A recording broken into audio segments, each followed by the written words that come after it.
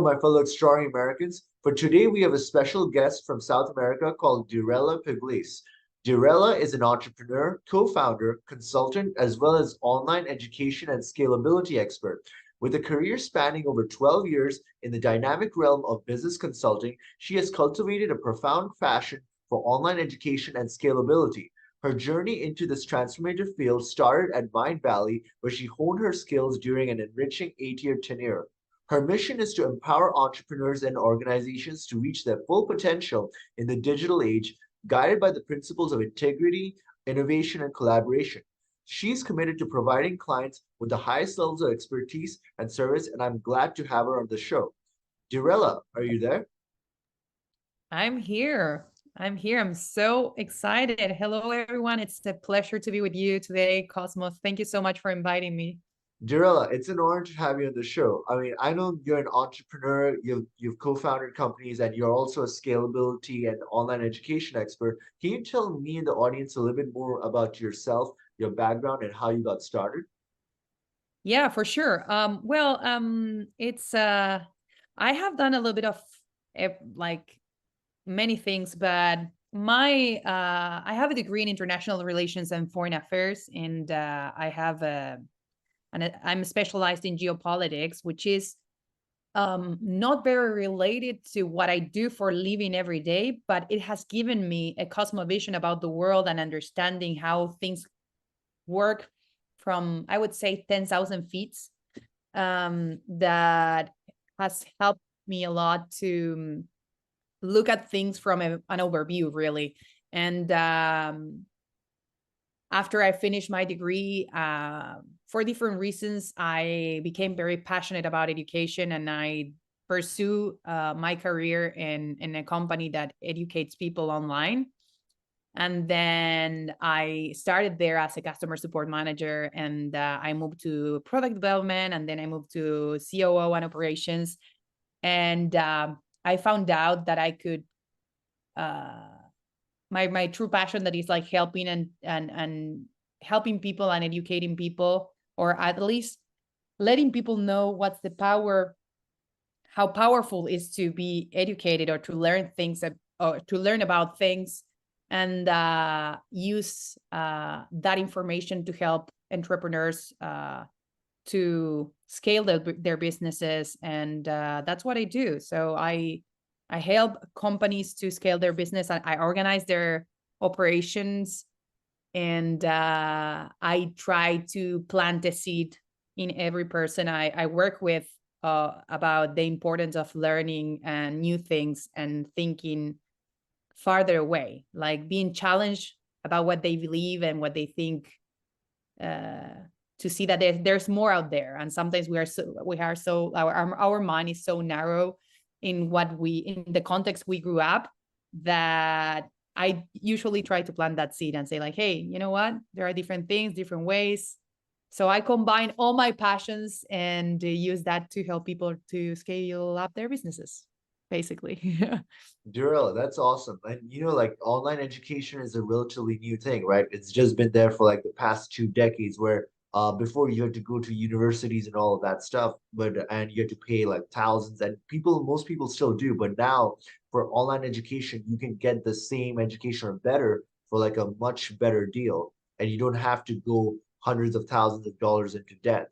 And it's something that and more importantly, the real education of financial education, or like how to start a business and all that stuff, they don't even teach in universities and colleges these days that much. Like it's just meant for you to get a job, and unless you're in STEM, it doesn't really work out. But if you're through online education, you're more likely to get that education.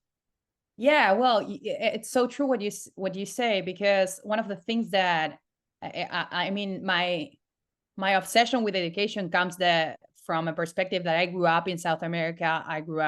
I'm a Spanish speaker. That's my mother tongue. And when I was finishing college, I realized that there are a lot of information that is in English that is not available in my own language. And I was like, okay, I have the privilege of speaking 4 different languages, and being able to find resources in other languages.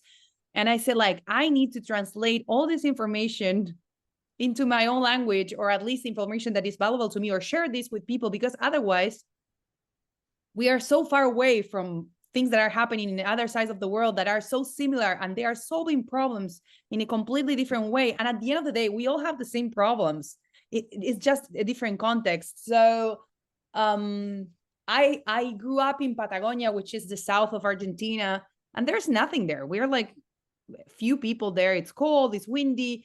And if you don't have the money, if you don't have the resources to move away and pursue other things, you usually live in very small towns and you don't have access to a lot of information. So I believe that if you are privileged enough to have access to internet, you have the whole world in your computer, in your phone, and you really just need to learn how to Google and just to have a bit of curiosity to find out that there are different perspectives or different people around the world having the same problem, solving it in a different way. And you don't need to travel, you don't need to go away. You just need to have that curiosity. And that's mainly what happened to me. I have the privilege to see the world and go away from Argentina and learn from other perspectives. And I realized I need to just let know people that there's a lot of information available. And in the digital age, I need to teach people about things that are relevant for me. And that's why, as an entrepreneur, I created different business that mostly teach people things that I like and or I want to share information about. So, Diorella, one thing I wanted to ask you was, okay, so like you said you came from like a country called Patagonia in South America. I have to like look up. I got to be honest, like where that is. But so basically, like you are entrepreneurial and you think different from like most people. What was it what was the overarching goal and vision that you had from your transition, like your formative years that made you go down this path? Like, what was like the motivating factor that pushed you into this career path versus like everybody else around you? Well, I'm a bit of a rebel, and I have problems following up a That's routine awesome. usually. And I don't even take a shower at the same time every day. So the first years of my career, I knew that I had to go to different companies to learn things and to get that curiosity and see how people are doing things. But then I realized that there is a big problem with distribution of resources around the world. And I was like, okay, so I'm working for these corporations, or there's nothing wrong if you are in the audience and you do that. But I was like, there are so many things that I want to experience and I want to teach and I want to learn. And I don't want to feel that I have a roof, I want to go as far as I can. And I can't do that if I work for a company. I need to build my own business. And if I succeed, great. And if I don't succeed in an economical way, right? I will learn something, and that will be a chance for me to take that knowledge and apply it for something new. And I'm young and I can still do that. So I decided that if I wanted to pursue exploring and learning, I had to do it in my own way. And after I worked for some companies and I gained abilities that I think were very important to develop my personal career, then I had to go farther and try my own ways and teach things, to share with people things that I've learned in other countries, and share it in my own culture mostly. So I decided that I wanted to be an entrepreneur. I know it's not an easy path. You have to be very resilient and be okay with the things changed really fast. And I think, yeah, I am a very adaptive person, and I realized that there is this false sense of security that if you work 9 to 5 in a company, that's fine and nothing will happen. But one day they can come the day after and say, like, you know what, Cosmos, you're fired. And you're going to be in the same place that I am as an entrepreneur that say, like, okay, today it's a good day, tomorrow it's a bad day. So once I set up that mindset of like, there is constant change no matter where you work, it gave me the freedom in the mindset to pursue what I wanted without being scared of taking risks. No, Daryl, that's amazing. And there's another thing that I also like wanted to ask, and I'm like really curious about this, right? So you know, in America, like there's in the last 100 years, there's been a movement to like get women to be financially independent and all of that, right? But I don't really know much about the culture in South America. So like, not only is entrepreneurship hard, but as like a woman like that's doing entrepreneurship, like starting off in South America, is that different from America and the and Western Europe, or is it or like what is the cultural environmental conditions? Is it supportive or is it against it? Well, I think patriarchy has been around for 2000 years, and it's very well installed all over the globe. Um, I don't think there are, I know for a fact that there are not the percentage of women entrepreneur in Latin America and in the world in general is sadly not big enough. And in terms of payments or pay wage, it's a huge difference between men and women, and we're still working really hard to change that. And there's a lot of like mansplaining situations about like how to manage a business, or like these things of like, oh, you know what, if you are an entrepreneur and you decide to become a mother, or like, or decide to take the path of parenting, sometimes that you can be judged because you are, it's like you still can't do both, you know. It's like, oh, but if you take care of a business and you don't take care of your kids, you can be judged. And that's something that I think we still have a long way to go. Hopefully, thanks to a lot of courageous women that are really working hard to set an example, it's getting better, but we are not there yet. That's what I can say. I mean, so like basically, if let's say I had to go to South America and then I wanted to start a business, is it different from starting a business in America where you just have to like get like an LLC and then like you just like this because there's like a lot of opportunity here and there's like people are more open-minded, or do you have to go through a lot of like struggles and hurdles to basically do the same thing?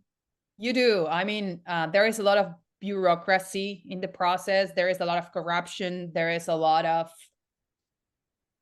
I would say, challenges. And the economy usually is, if in America you think the economy is bumpy, in South America, there is a lot of instability, usually because economical stability comes with political stability, which is not something that we have a lot.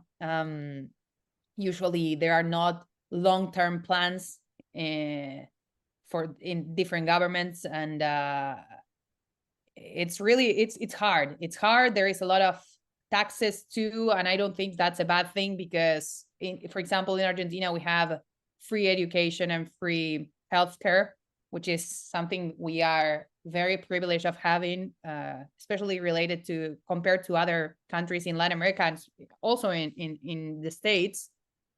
But it's really hard to start a business, particularly in Argentina, because there are a lot of laws that don't make it easy. No matter if you're a man or a woman, you have to be very creative, especially because the economy, it's up and down. It's cyclic. Every 5 or 10 years, things blow away, and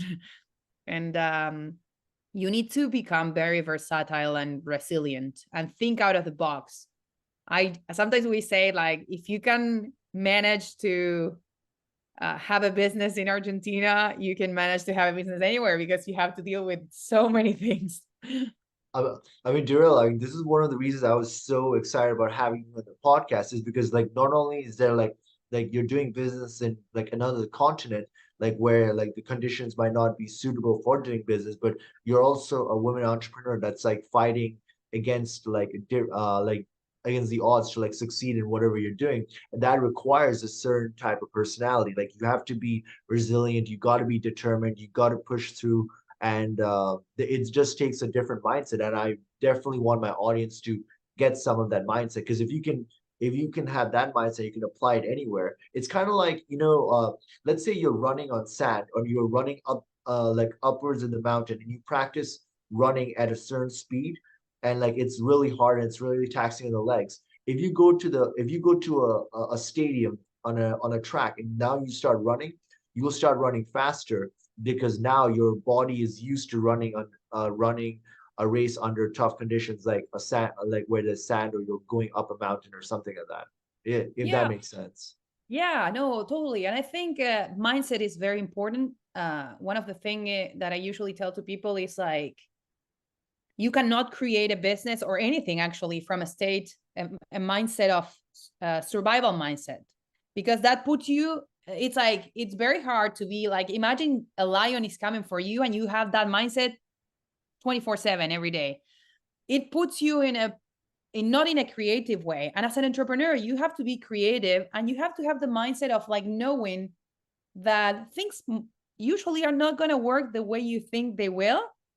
And you need to be creative and think out of the box of how can you do when things are constantly changing, especially in the first 5 years of your business. Like when you have a startup, most 75% of startup died in the first 5 years because they can't adapt to the conditions of that are out of the in the context around the startup. And I believe if you have this creative mindset and know that adversities will come, and it's life, like it's not only in business, like we have adversities every day, but if you try to keep yourself in a mindset of in a creative mindset instead of a survival mindset, that let you think ahead. And I believe that it is really important to have that as a fact. And the other thing is, it is really important to understand that we are in a system that is inequality is a real thing, and people want us mostly not educated. So try to learn and try to understand what is your context and how conditions around you are working out, especially from the perspective of governments and economical policies. If you can understand that and start to read between lines, they are giving you the information all the time of where we're going. But it's as you the thing you said when we started, it's hard when you don't have financial education, for example. So And as Dira, an entrepreneur, that's key. So, Dira, like, continuing on this point, right? Like, since we're talking about inequality, right now, like in the year 2022, at least in America, there was an 8% to 9% inflation, and basically, you had stagnant wages in America, and you had inflation going on. And as an entrepreneur, like you have to take that into account. But then when I talked to you like earlier this year, like I looked at Argentina, the inflation is way more than that. It way more. I thought it was bad in America, but whoa, wow! Like So I looked at the South American inflation. I was like, holy shit! Like that is crazy, right?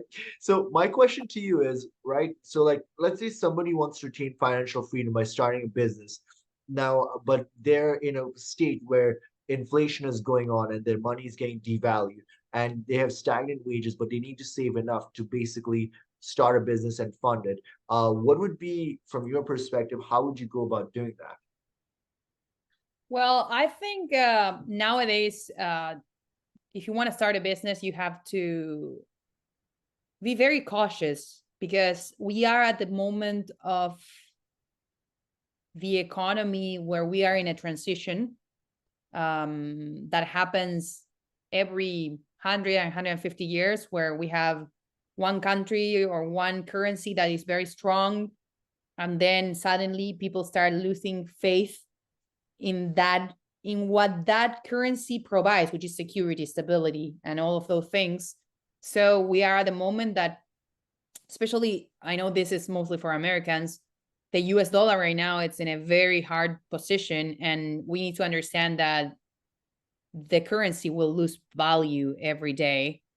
And so understanding that that's not the only way to making work, to make your money work, it's very important. So if you're starting a business, be cautious with what you're investing.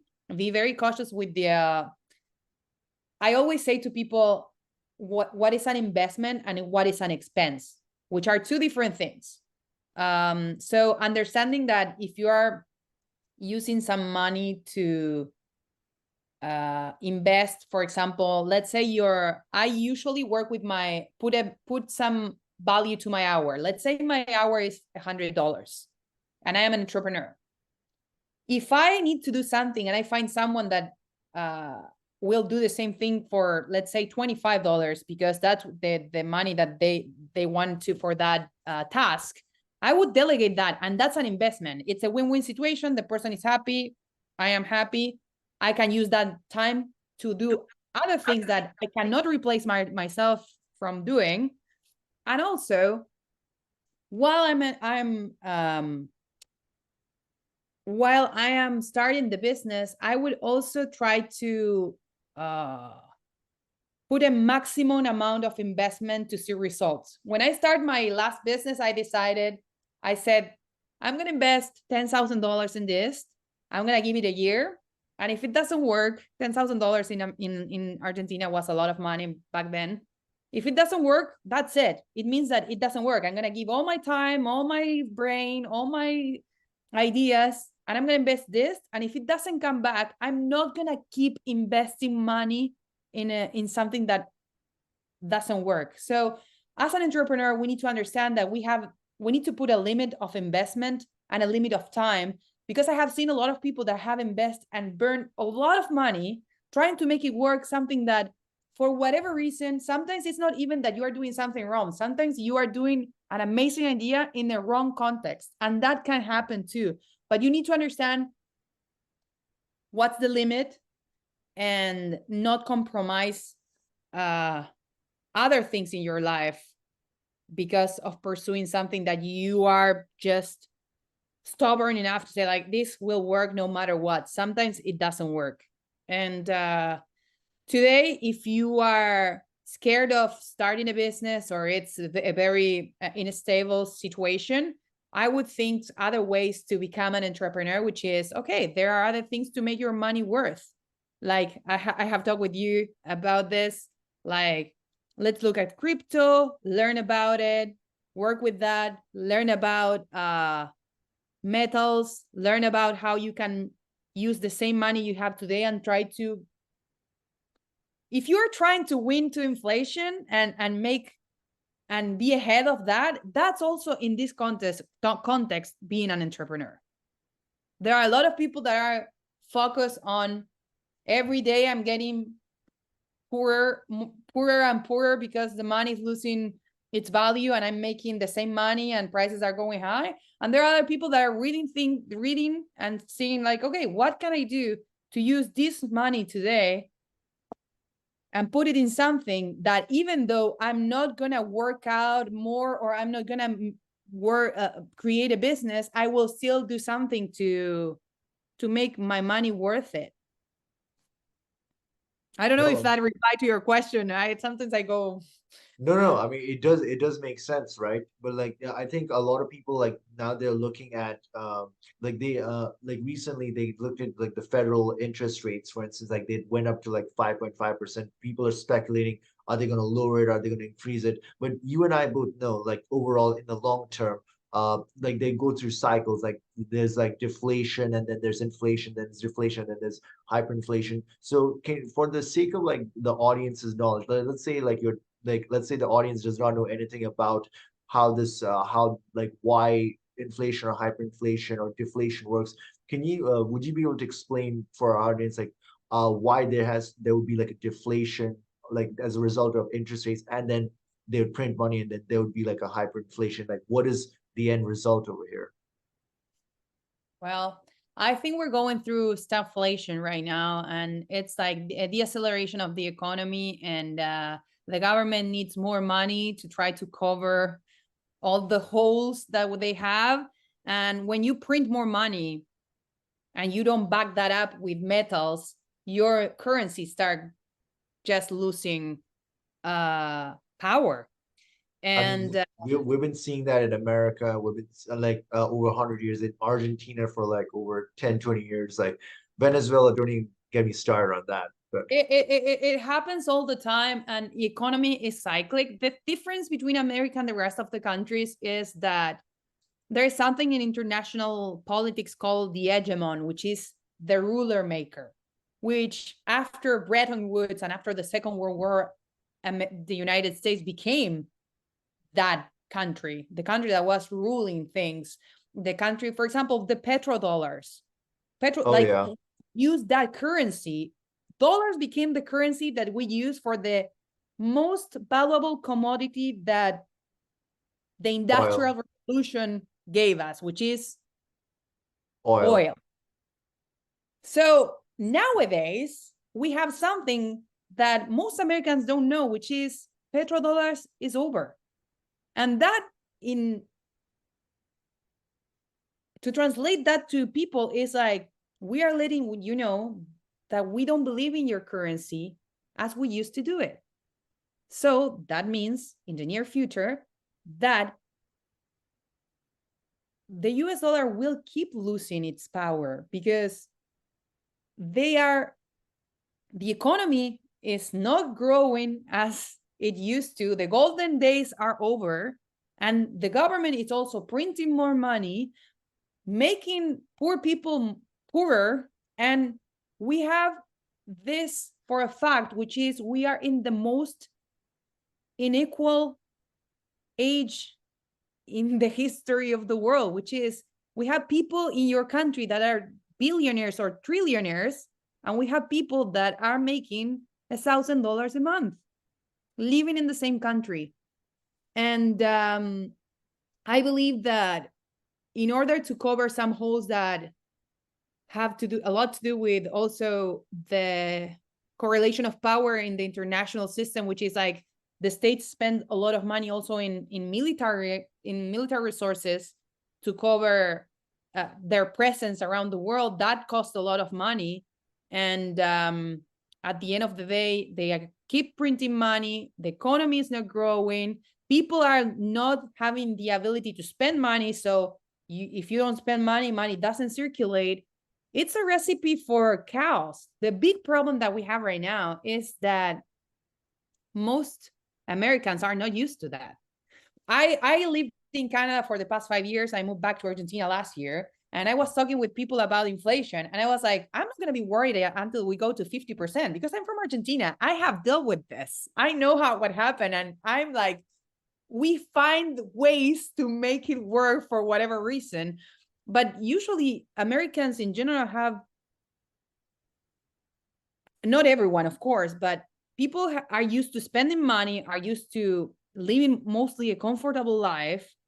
And now the government is taking action in different ways that are not only governments, also companies that manage the economy in the country that are jeopardizing people's future. So I think it's a very important moment in the history of the country for people to understand that, to learn about that, and to realize that they need to learn how this works to try to make it work for themselves, because it could be very painful. I mean, I don't think internationally the economy for the next 5 years, it won't get any better. So instead of trusting one currency, I would trust commodities that are more stable and are necessary for people to live, like invest in gold, invest in other commodities. You can invest in the stock market, in certain industries if you know how to do that. And if you don't wait for anyone to give you a solution. We need to get the solution for ourselves. We need to be curious. We need to learn. I mean, if you have internet and you're watching this, you have access to internet. That means that you can Google things and start learning for yourself. No, I mean, this is like a huge topic, and it's like on a macro level, but it also affects us on an individual level. Because, like some would say that this is all part of like a huge plan to get a federal digital cryptocurrency, and now they can track everybody accordingly. And so there's like different ways of like how this can go about in the future. But it's a topic that would take like like hours upon hours, but like it's one of those things, like it's one of those watershed moments in history. Like if you look back 1,000 years, let's say you're in 3018, look back at this, the 21st century is the century where things turn either for like better or for worse, depending on what we do as a population. Yeah. So it's a Yeah. very interesting subject. We are at a critical moment in terms of economy, in terms of environment, in terms of uh like from a human experience, like what happened, like global warming, you can be agree on or not on that. I have seen the struggle of global warming in my own country, and how um sometimes it doesn't rain and people lose all their plantation. That means less food for people and less water. And then we have an economy and we have extra inflation. And now we have two wars. I'm 37 years old. I'm a person that in South America, I don't know what a war means. And my country has never been in war. I know that's not the reality for Americans, but there's one thing that for a fact, that in the last 50 years, America didn't have a war in their territory. They have wars somewhere else. But now we are at the verge of a new war that includes many countries. What is going on between Russia and Ukraine is not a joke. What is happening right now in Israel. Israel and Palestine is not a joke. Mhm. And we are one bullet away of making it global. And I also understand as a political analyst, that sometimes capitalism, the way it finds to restart economies through war, because it moves many industries. Sadly, people don't think about that, but when you have a war, you have a lot of like the health industry, the military industry, the supplies industry working towards providing things for the areas of conflict. But it's a very challenging time to be alive, and I believe that we need to we can't just wait. We need to do things for ourselves, because sadly the system is created for us to be at the same level all the time. Like people, like the governments usually want you poor, because if you are poor and you are not educated, they can control you. They give you a paycheck to keep you there, but you don't have any other aspirations. And inequality is real. I can't believe we live in countries where people make thousands of dollars every month, and people that I live in a country that I know that people make maybe, let's say, something that for America is nothing, but there are people here that makes $50 a month, and there are people Wow. that make $10,000 a month in Latin America, and they are living in the same country. Why we cannot make? I'm not saying like, okay, this is. I'm not trying to provide like communism or something like that, but we need to find ways to make it more equal, to give ourselves the financial freedom that we deserve. Otherwise, if I give you a paycheck of $5,000 a month and I keep you there, when the economy goes well, it gives you power to buy things. But when it's like right now, and you still make $5,000, you're not making 5,000. You're making less money, and people don't understand that. Then you start worrying about how to make it until the end of the month. And when you get in that circle, you can't think straight of how to get out, because you need like, hey, I can't use 1 hour to learn something new. I need to find out my economy and how to make it to the end of the month with all this money, with all this inflation, with healthcare that I have to pay, with taking a loan to send my kids to college. And then you're in a rabbit hole that you can't get out. Yeah. I mean, like inflation and all that stuff, it eventually leads to civil unrest and riots and all of that stuff. And so, yeah, like the more like people lose confidence in the dollar, or like in fiat currencies in general, which is basically all of the world at this point, like that's what's going to happen. And so, I would tell my audiences to be prepared, like invest in precious metals, research cryptocurrencies, like buy land if necessary, if you have that, or like look into like real estate, wealth cycles, but yeah, mainly do not save in fiat currencies. That would be like my No, advice. no, for sure. I totally agree with that. Because And what because would a you lot of recommend? people have savings accounts where they have like a lot of money, like, but it's like they're losing purchasing power.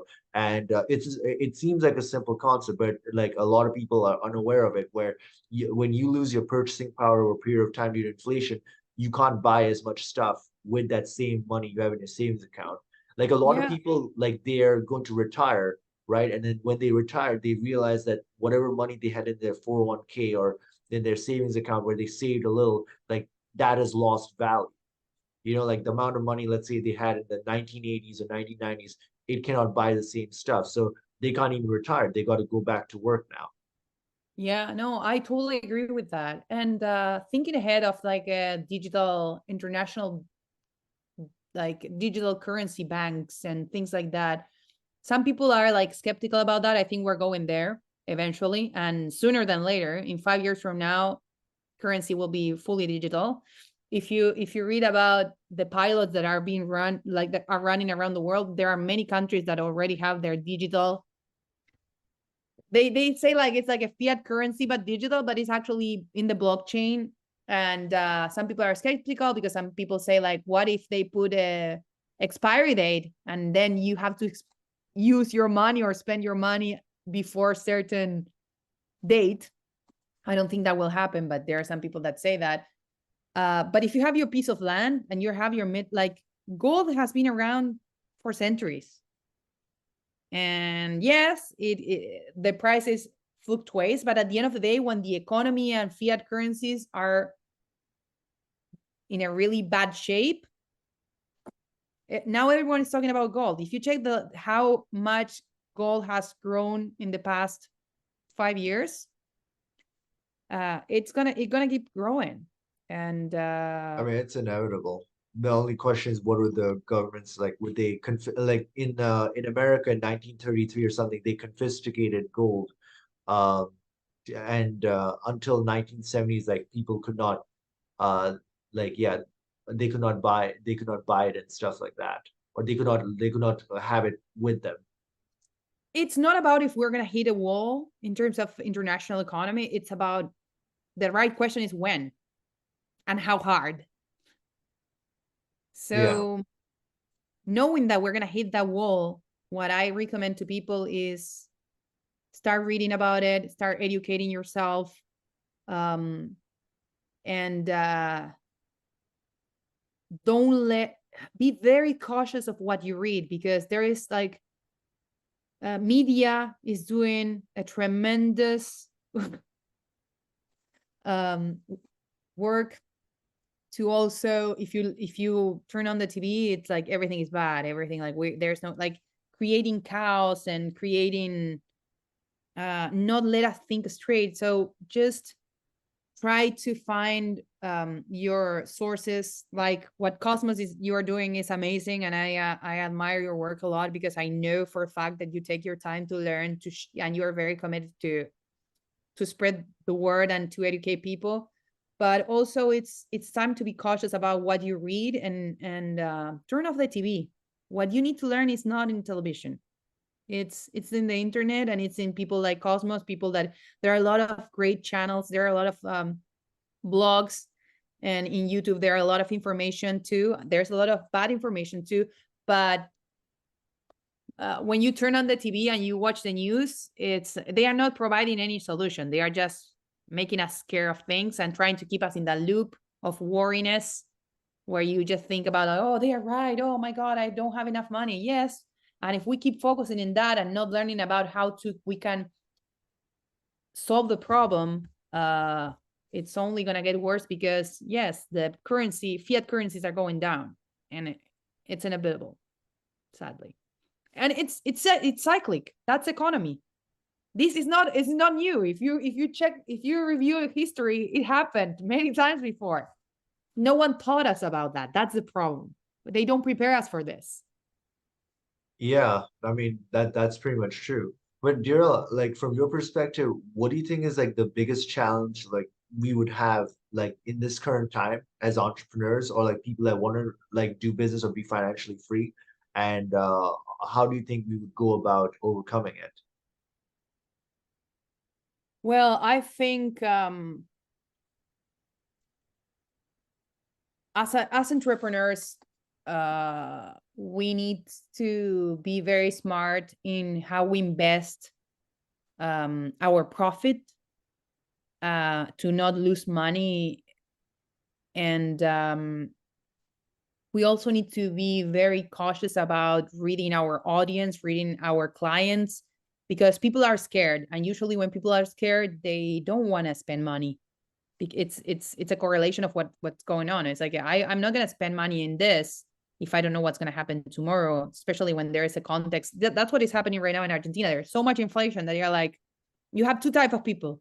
Money is losing its power, so I'm going to waste it before and buy things before uh it keeps losing Yeah, value, or I'm going to invest that money in something I know it won't lose value, so I'm going to invest in metals and things like that. So as an entrepreneur, I think if you are in a business that provides solutions and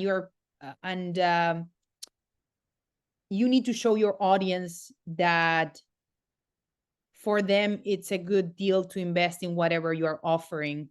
And I think it's key to show why you are different. What is your differential in whatever you do?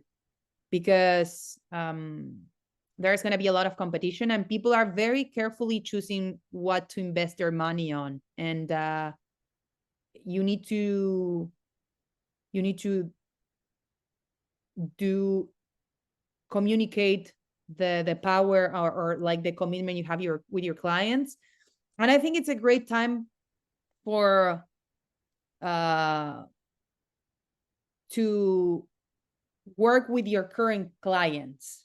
I mean, if you keep them happy, if you let them know and understand that you care about them, if you are part of their team, they don't need to go somewhere else. They will keep buying from you. And it's actually a very interesting time, because it's way easier to have a recurrent client than to find a new one in this context. So every single client, even if you have one, it counts.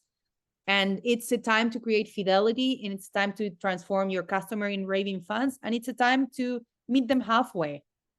Show them why you care, show them what are you going to do for them, and show them that you are in their team and that you value doing business with them.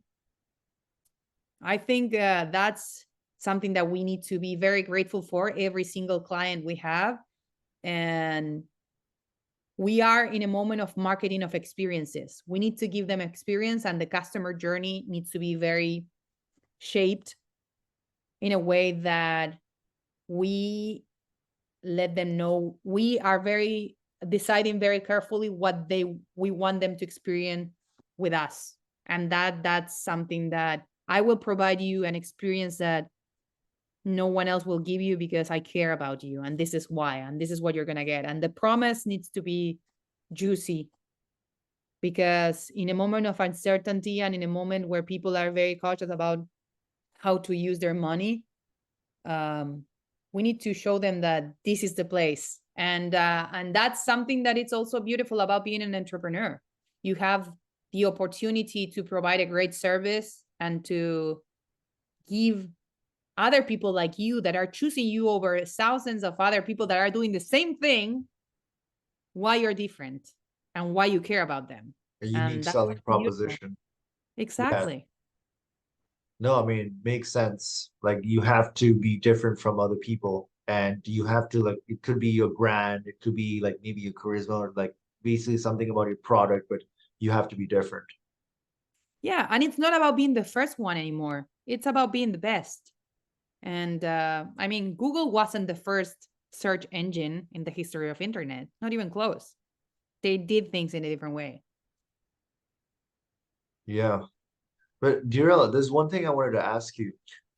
If you could go back, like, and this is something like I'm really curious, right? If you could go back to like let's say like like in a time machine to the 10-year-old version of you, right? You could go back and you had to give her some advice about like what about economy or finance and business, and like you could advise on how to do things differently than what you did throughout your life. Like what would that be? Wow, Like that's a good question. you could go back in a time machine right now and you could go back and talk to the 10-year-old version of you. What would you tell her? I would tell something I still keep telling myself, which is trust your gut. I mean, yes, I mean, knowledge for the sake of knowledge without trusting your instinct and your gut and believing in a purpose, a bigger purpose, is just knowledge. It's not about like learning something, it's about how you apply, how you use that learning. And in context of adversity and where I grew up, which is a very super small town in the middle of nowhere, uh, I had the hunger of going out and seeing the world and seeing how things were different, and that was something was inside me. And a lot of people tell you things that sometimes shape your brain and make you feel scared of the uncertain of things that are different. I would say learn things. It's about learning things are important. How you apply that knowledge, it's more important. So if you learn and you don't do anything with that learning, with that, it's nothing. So I would say I would tell myself, that hunger of learning, go there and do something more than just learning, which is what I did. But I remember that sometimes adversity uh, growing up in a place where the context was very challenging sometimes bring us down, but determination is key. So yeah, determination is key. Just No, go for it. determination. Oh yeah. Like you have to be determined and you gotta keep going, you know. There's gonna be so many setbacks and adversity, but you just as long as you're determined and you're dogged about it, you will succeed in whatever you do. Yeah, I mean, it's very important to remember why you're doing what you're doing. And sometimes we forget about it. We get in the machine of doing things for the sake of doing it. And it's like, okay, why am I doing this? Oh, because for me, it is very important to let people know about things I learned in other places, bring it to my culture, and teach them about that. It's what you're doing, Cosmos. It's like, why this is so important? Because you're learning things that a lot of people don't know, and and you want to teach people.